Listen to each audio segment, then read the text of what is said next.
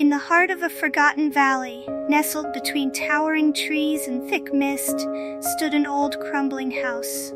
Its once bright windows were now clouded with dust, and its wooden door hung slightly ajar, creaking in the breeze. No one had lived there for years. No one but Candy, a sleek black and white cat with golden eyes.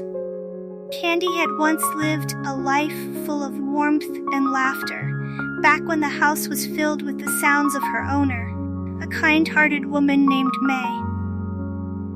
May had taken Candy in when she was just a kitten, and they'd been inseparable.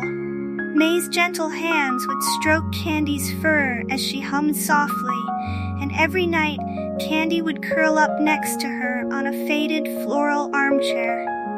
But one day, May left and never returned. Candy had waited, at first near the front window. Her soft paws tapped on the glass as she gazed out, her tail swishing back and forth with hope. Every creak of the floorboards made her perk up, thinking May had returned, but it was only the wind or the groaning house settling deeper into decay. Days turned to weeks, then months, and still no sign of her beloved owner.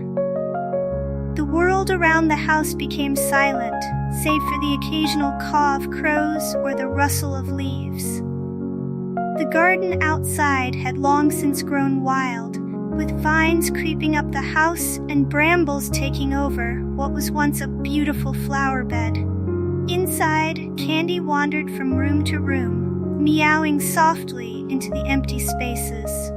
The kitchen, where May would prepare meals, still smelled faintly of herbs and bread. The living room, with its cold fireplace, still had the armchair where they spent countless cozy evenings. But now, all these places were abandoned, just like the house itself.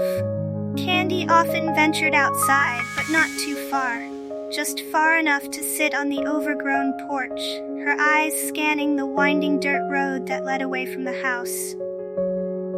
She'd sit there for hours, waiting for any sign of life, any sound that could be May returning. But there was nothing. The world beyond the porch was vast and indifferent, and Candy felt small within it. One evening, as the sun set behind the hills, casting long shadows through the broken windows, Candy ventured deeper into the house. She climbed the narrow stairs to the attic, a place she rarely visited. The air was thick with dust, and old trunks and forgotten belongings were scattered about. But something caught her eye, a small scarf, May's favorite, draped over a chair by the attic window. It still carried her scent, faint but unmistakable. Candy padded over to it and curled up, nuzzling into the soft fabric. From that night on, the attic became her refuge. Candy would spend her days by the window, staring out at the path below, her heart heavy, but her spirit unbroken. She couldn't understand why May had left, but she held on to the hope that one day she'd return.